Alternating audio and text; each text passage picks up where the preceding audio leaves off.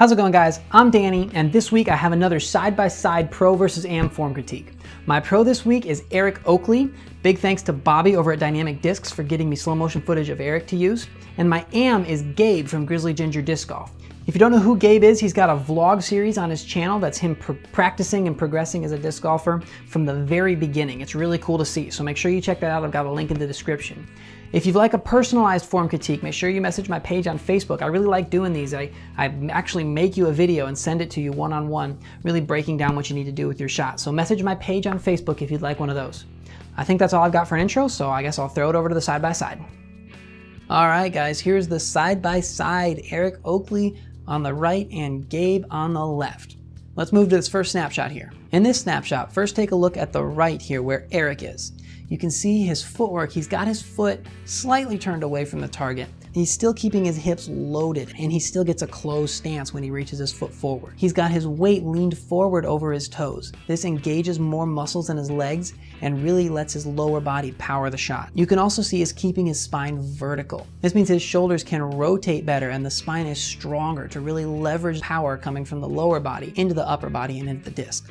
Now, if you look over here at Gabe, you can see he's got his left foot turned around backwards. This is pointing away from the target, and this sets him up to have an open stance later in the throw, and his hips aren't going to be able to power the shot. You can also see his weight is back over his heels. This isn't very balanced, and it's not very athletic. He's not being able to use the muscles that are in his legs. You can also see Gabe is leaning back. This means his spine is having to lean, and that means it's not going to be as powerful later. Moving on to this next snapshot is the reach back. First, let's look at Eric's reach back. This is where his throw is a little unconventional, but you can see he's putting the disc away from his body. You can also see he's timed it to where the peak of his reach back is right when his front foot touches the ground.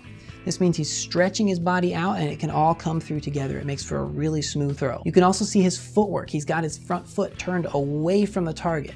This closes his stance and lets his hips really come through and power the shot. Now, if you look over here at Gabe, first you can see that his reach back puts his body between the disc and the release. So the disc has to go around his body in a curved path to get to the release, and that's not going to be nearly as powerful. Also look at his timing. His reach back is peaked, but his front foot hasn't quite hit the ground yet. This is causing a host of problems with the timing of his pull that I'll explain in a minute. Last, you can see his footwork. He's planted his front foot pointing a little bit towards the target. His hips have already turned back. This means they can't come through and power the shot correctly. Onto this third snapshot here. This is where they're pulling it to their chest. First, look over here at Eric. You can see how his shoulders haven't turned yet. They haven't really powered the throw. He's delaying this so he can really explode into the disc later. If you look at his brace, you can see his foot is sideways, his leg is sideways. He's really able to stop that forward momentum and transfer it up his body into the disc. You can also see he's pulling the disc to his chest. He's hurling his arm around the disc and letting it uncoil later in the throw to explode into the disc. You can also see his hips are actively turning towards the target, and that energy is transferring straight up into his upper body and into the disc.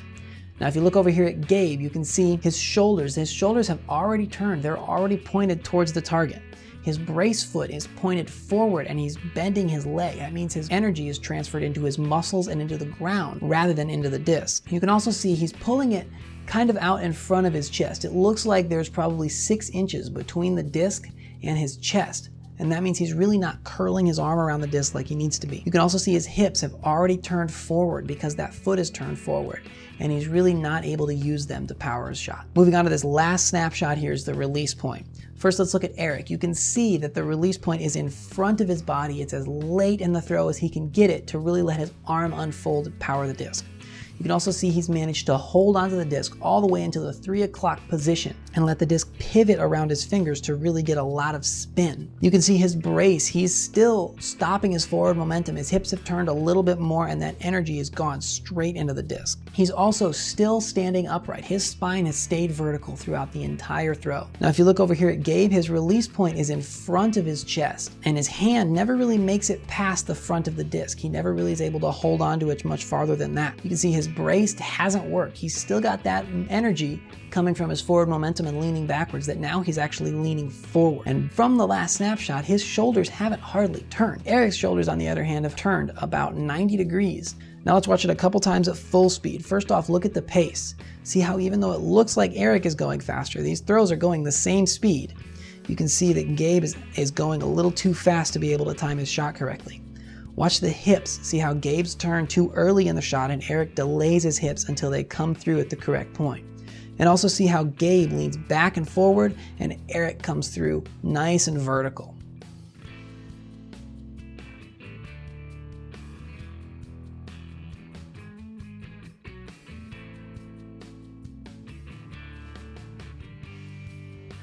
Alright guys, thanks for watching. My video next week is going to be how to learn a new disc or replace a disc if you lose your favorite in the water or something like that. So make sure you stay subscribed to catch that. Let me know if you have any questions down in the comments. And also let me know if you have any suggestions for future videos. I've got a couple lined up, but it'd be really cool to have some ideas coming from the community. Remember to message my Facebook page if you have any specific questions or would like a form critique. And until next time, remember, slow is smooth and smooth is far.